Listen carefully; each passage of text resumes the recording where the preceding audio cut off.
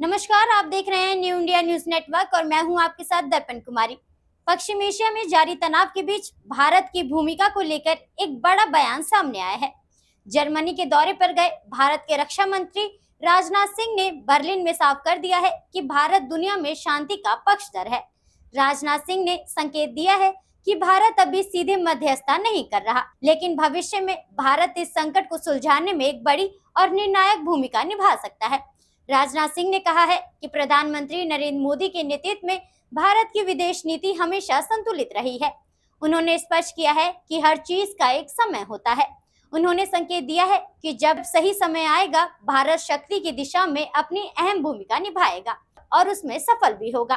खास बात यह है कि राजनाथ सिंह ने भारत की कूटनीतिक मजबूती का उदाहरण देते हुए कहा कि आज ना तो अमेरिका भारत को अपना दुश्मन मानता है और ना ही ईरान। इसी संतुलित नीति का नतीजा है कि दुनिया भर के जहाज संकट में फंसे हैं, लेकिन भारत के जहाज हॉर्मुज जलडमरू मध्य से सुरक्षित गुजर रहे हैं। रक्षा मंत्री ने चेतावनी दी है कि हॉर्मुज स्ट्रेट में हो रही रुकावटें भारत के लिए महज एक खबरें नहीं बल्कि एक कड़वी सच्चाई है। उन्होंने कहा, हमारी ऊर्जा जरूरतों का एक बड़ा हिस्सा पश्चिम एशिया से आता है। वहाँ कोई भी संकट सीधे हमारी सुरक्षा और आर्थिक स्थिरता पर असर डालता है। भारत सरकार ने इस पर नजर रखने के लिए एक मंत्रियों के समूह का गठन किया है ताकि देश में ऊर्जा आपूर्ति बनी रहे और महंगाई काबू में रहे। जर्मनी में भारतीय समुदाय को संबोधित करते हुए राजनाथ सिंह ने पाकिस्तान का नाम लिए बिना उस पर तीखा प्रहार किया। उन्होंने कहा, हमारे सारे पड़ोसी ठीक है, सिर्फ एक गड़बड़ है।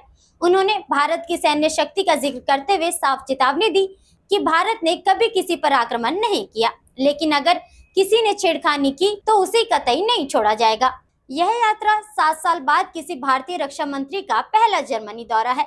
राजनाथ सिंह ने बताया कि साल 2026 भारत जर्मनी कूटनीतिक संबंधों के 75 साल पूरे करेगा।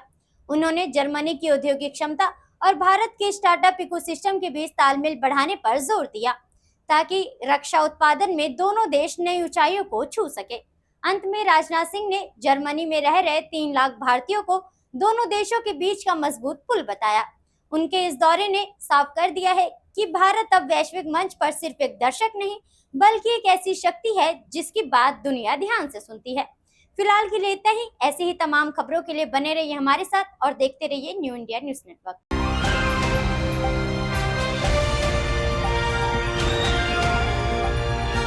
दिल्ली, हरियाणा, उत्तर प्रदेश, राजस्थान की हर खबर के साथ देखते रहिए न्यू इंडिया न्यूज नेटवर्क।